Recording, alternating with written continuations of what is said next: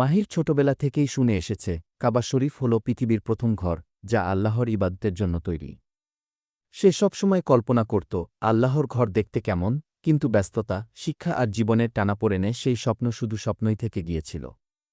আলো জাগার ইউটিউব শুরু। চ্যানেলটি লাইক, শেয়ার, সাবস্ক্রাইব এবং বেল বাটনটি ক্লিক করে দিবেন প্লিজ। আজানের সুমধুর ধ্বনি, আর কাবা শরীফের চারপাশে ঝলমল করে আলো।